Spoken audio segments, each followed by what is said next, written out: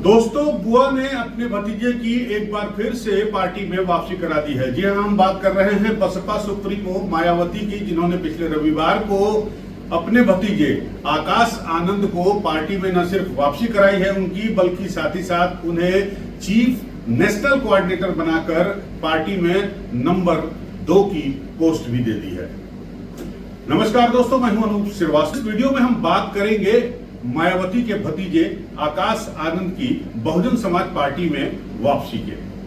खासकर उनकी ये वापसी आप कह सकते हैं कि दोबारा हुई है या फिर यूं कहें तिबारा हुई है। जी हां, आपको मालूम है कि 10 दिसंबर 2023 को मायावती ने अपने भतीजे आकाश आनंद की एंट्री कराई थी बहुजन समाज पार्टी में, और उसके बाद 2024 में उत्तर प्रदेश में बहुजन समाज पार्टी के चुनाव प्रचार की कमान उनके हाथों में सौंप दी थी। उसके पहले उनकी जनवरी में शादी भी कराई थी उनकी, और बुआ ने जहां कहा तो भतीजे ने वहां चुपचाप शादी भी कर ली। 2024 में बहुजन समाज पार्टी ने अपने चुनाव प्रचार में आकाश आनंद को सबसे बड़ा चेहरा बनाकर रखा मायावती के बाद, और आकाश आनंद ने जिस तरह से अपने चुनाव प्रचार का आगाज तूफानी अंदाज में किया, आक्रामक शैली में किया, वो धीरे धीरे बहुजन समाज के युवा कैडर में लोकप्रिय होती गई। आकाश आनंद इतना फायरी इलेक्शन कैंपेन कर रहे थे कि बीजेपी को परेशानी होने लगी, बीजेपी के नेता असहज होने लगे। आकाश ऐसे ऐसे सवाल पूछ रहे थे बीजेपी से जिसकी बीजेपी को कल्पना भी नहीं थी, और शायद कोई जल्दी, खासकर मैं नेशनल मीडिया की बात कर रहा हूं कि नेशनल मीडिया में जो सवाल नेशनल मीडिया को पूछने चाहिए थे वो आकाश आनंद पूछ रहे थे लोकसभा चुनाव प्रचार के दौरान, और बीजेपी निश्चित रूप से असहज हो रही थी। आखिरी रैली आकाश आनंद की सीतापुर में हुई थी, और सीतापुर में ही उनके खिलाफ चुनाव प्रचार में अभद्र भाषा या यूं कहें आक्रामक भाषा का इस्तेमाल करने के कारण मुकदमा भी दर्ज किया गया। उसके 24 घंटे के अंदर मायावती ने उन्हें उत्तर प्रदेश लोकसभा के चुनाव प्रचार से हटा दिया, उन्हें हाशिए पर खड़ा कर दिया। बड़ा बवाल मचा था उस वक्त जब आकाश आनंद को बीच मझधार में जो है उनकी नैया को किनारे लगा दिया गया, और इसका संदेश बहुत गलत गया उत्तर प्रदेश के लोकसभा चुनाव में उत्तर प्रदेश में इन 85 सीटों पर, जहां पर बहुजन समाज पार्टी को पहली बार कोई सीट नहीं मिली, और उनका वोट बैंक भी 9.3% हो गया। आपको याद होगा कि बहुजन समाज पार्टी का उत्तर प्रदेश में जो दलित वोट बैंक है उसका परसेंटेज जो है वो कभी 22 से 24% हुआ करता था, लेकिन कालांतर में ये घटता गया और पिछले लोकसभा चुनाव में ये 9% पे आकर रुक गया। निश्चित रूप से उसके बाद से बीएसपी परेशान है, खासकर बीएसपी की सुप्रीमो मायावती परेशान थी कि किस तरह से अपनी पार्टी यानी बहुजन समाज पार्टी को उत्तर प्रदेश में रिवाइव किया जाए।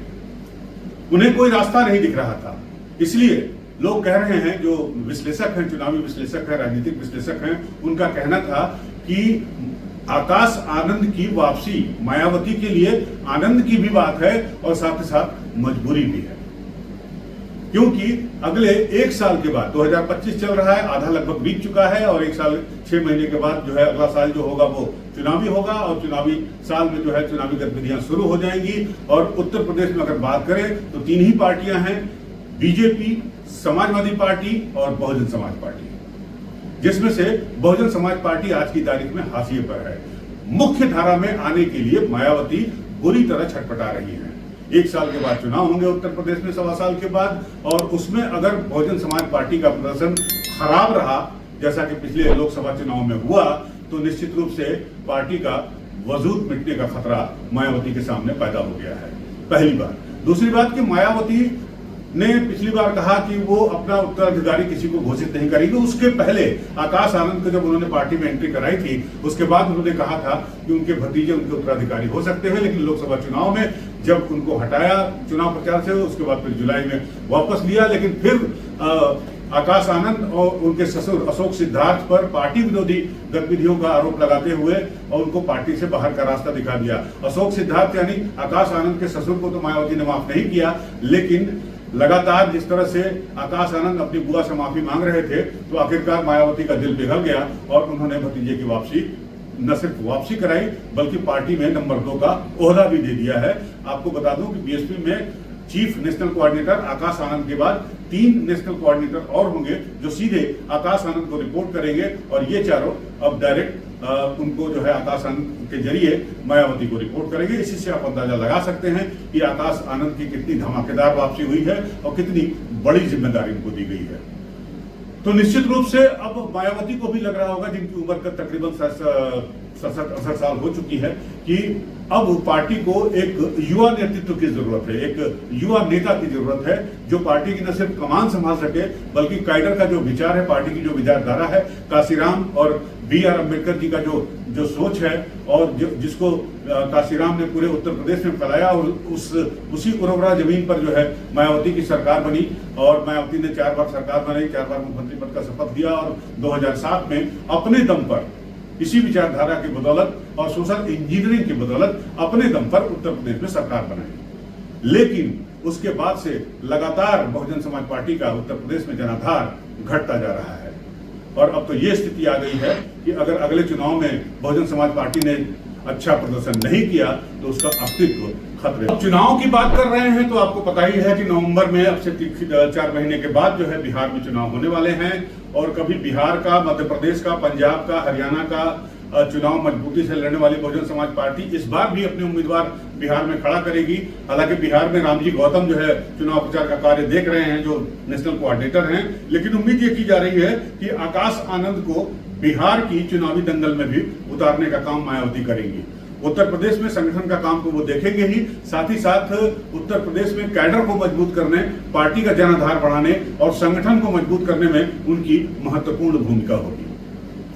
अब आकाश आनंद पर सबकी निगाहें लगी होंगी, जो भी बीएसपी का खैरख्वाह है,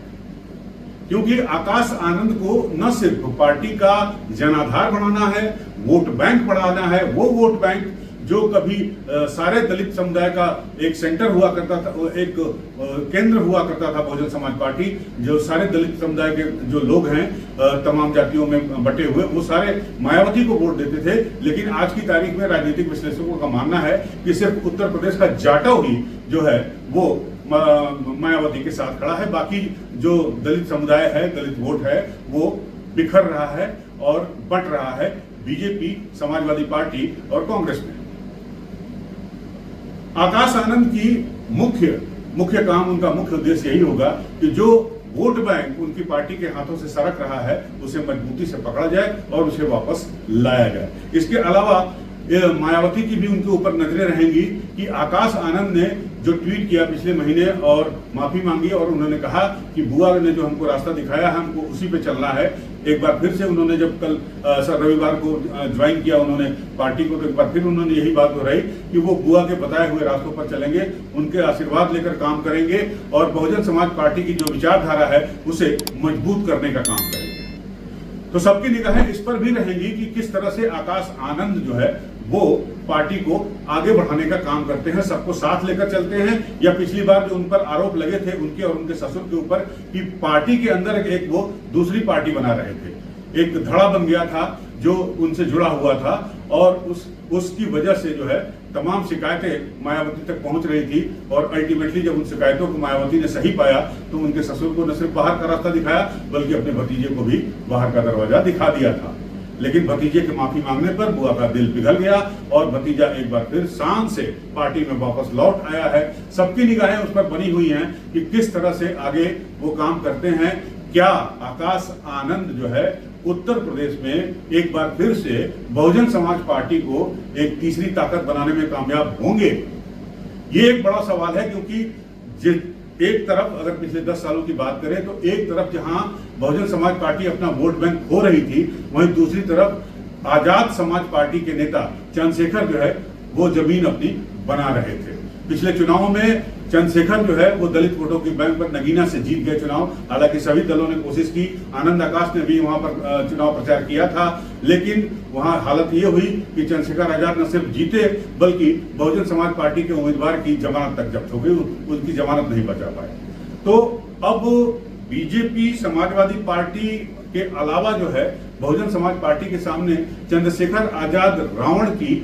आजाद समाज पार्टी भी एक बड़ी चुनौती होगी। और देखना यह होगा कि जो उत्तर प्रदेश का दलित वोट है वो जो काफी आकर्षित हो चुका है या हो रहा है चंद्रशेखर आजाद रावण की पार्टी की तरफ, वो वापस से एक बार फिर मायावती की तरफ मुड़ता है। क्या आकाश आनंद के तर्कस में ऐसे तीर हैं जिससे उनका वो तीर उनके निशाने पर लगता है और उनको आशातीत सफलता मिलती है या नहीं मिलती है? बनी रहेगी।